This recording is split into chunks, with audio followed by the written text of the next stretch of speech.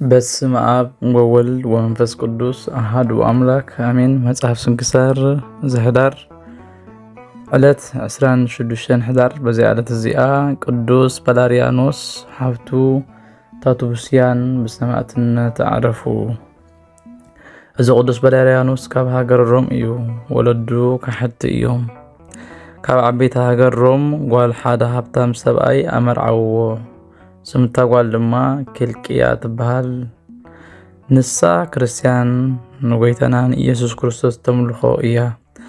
ጳላርያኖስ ከዓ አጸቢቁ ፈተዋ። አጸቢቁ ከም ዘፍቀራ ምስ ፈለጠት ሃይማኖት ጎይተና ኢየሱስ ክርስቶስ ክትገልጸሉ ጀመረት። ንሱ ከዓ ብዓቢኡ ተጠሚቁ አሚኑ ጥምቀት ክርስትና ተጠመቀ። ብልቡ ምስ ፈረኸ ብመለኮታዊ ጸጋ ጸንዐ። ንሓብቱ ታቱብስያ ከዓ መሃራ። ንሳውን አሚና ጥምቀት ክርስትና ተጠመቀት። ቅዱስ ጳላርያኖስ ድማ ዓብይ ገድሊ ተጋደለ። ክሳብ መላእኽቲ ኩሉ ግዜ ናብኡ እናመፁ ዝበጽሕዎ ኾነ።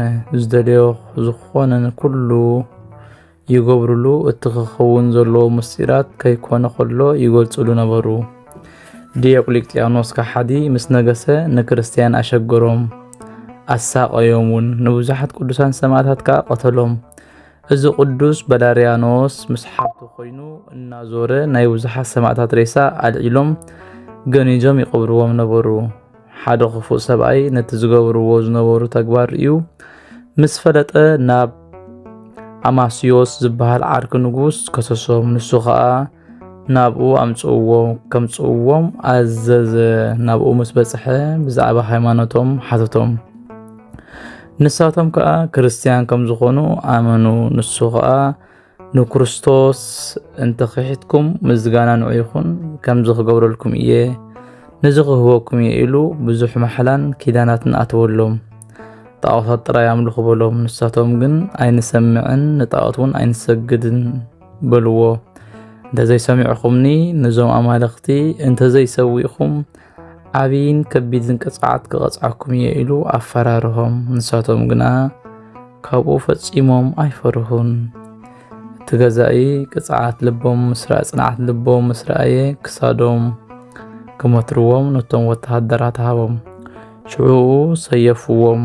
እቶም ኣብኡ ዝነበሩ ሰባት ከዓ ብሩሃት መላእኽቲ ብዓብይ ሓጎስ ነፍሳቶም ክቕበሉ ከለዉ ረኣይዎም። ገዛኢ ከዓ እዚ ርእዩ ብጎይተና ብኢየሱስ ክርስቶስ ኣመነ። ንጉስ እውን ገዛኢ ከም ዝኣመነ ሰሚዑ 3 መዓልቲ ኣሰሮ። ኣብ 4ይ መዓልቲ ካብ ቤት ማእሰርቲ ኣውፅኦሞ ርእሱ ብሰይፍ ክቆርጽዎ ኣዘዘ። ተሰይፉ ምስ ቅዱስ ጳላርያኖስን ሰበይቱ ኪልቅያን ሓብቱ ታቱብስያን ኣኽሊል ሰማዕትነት ናይ መንግስቲ ሰማያት ተቐበለ።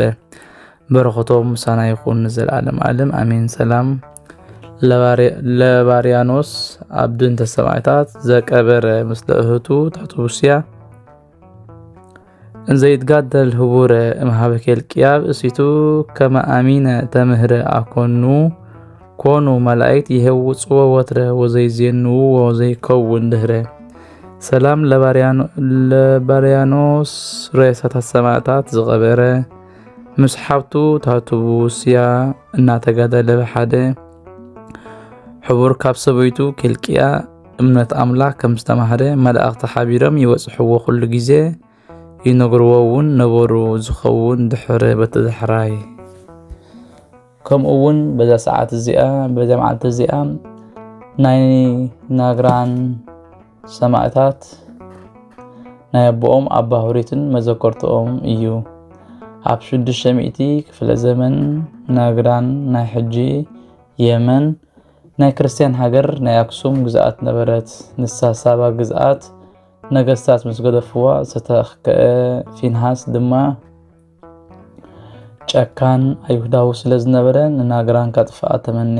ቀፂሉ ድማ ንሃገርኩም ክበጽሓ ኢሉ ብምትላል ኣተወ። ሽዑ ድማ ንህዝቡን ንካህናትን ኣኪቡ ንክርስቶስ ክሓድበሎም። ጽኑዓት ክርስቲያን ግን ኣይንኽሕድን ስም ክርስቶስ ኣይንኽሕድን ብምባል ንሱ ግን ልዕሊ 4,000 ዝኣኽሉ ካህናትን ዲያቆናትን መምሃራን ኣጨፍጨፈ።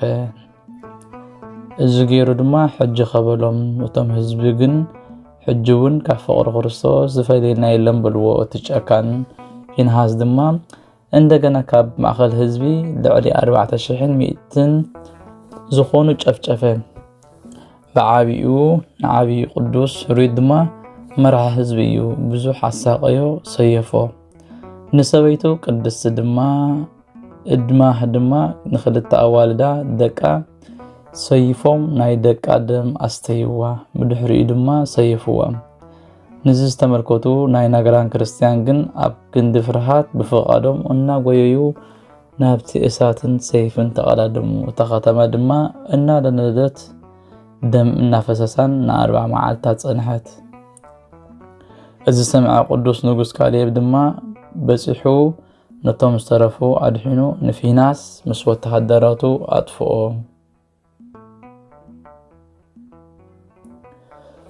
ሰላም እብ ለስንክሙ ማዕድመ ከዋክብተ ናግራን ኣኢናቅ ዘኣብራይክሙ ኣለመ ኣራቄ ኩኑኒ ወመስተሳልመ በቅድመ ኣምላክ ኮናኒ እማሃጢያትየ ኣመ እትረከብ ቀዊመ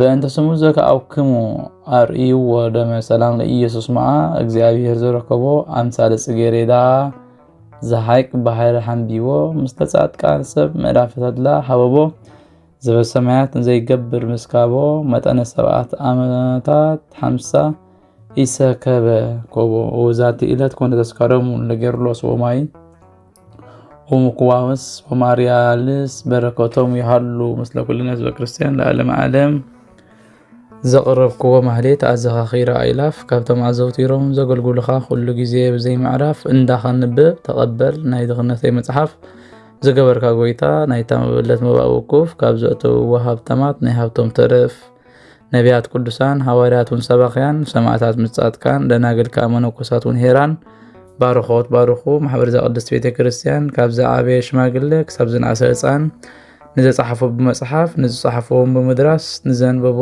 ንዝተርጎሞ ብልሳን ሐዲስ ንቃሉ እውን ዝሰምዐ በእዝኒ መንፈስ በጸሎት ኣድኡ ማርያም ዓራቂት ካብ ኩሉ ምባኣስ ኣሕቢሩ ይምሐረና ኢየሱስ ክርስቶስ ሰላም ንዓኹም ጻድቃን ምስ ሰማይት ዘዕረፍኩም በዛዕለት እዚኣ ንዓለም ዘሰነፍኩም ኢኹም ንስኻትኩም ብኩሉ ትዕግስ ኣብ ቅድሚ ፈጣሪ ልምኑ ብኩሉ ሰዓት ብዘይካ ንስሓ ንዓና ከይወዘና ሞት ሰላም ንዓኻትኩም ናይ ዛዕለ እዚኣ ጻድቃን ኩልኩም ሰብኡትና ንስን በብኣስማትኩም ቅዱሳን ሰማይን ምድርን ማሕበር ስላሴ ንስኹም ምእንቲ ማርያም ዋዲኡ ዘኩርና ብጸሎትኩም ክትሕልወና ተማህጺና ኣሎና ብናይ ክርስቶስ ደም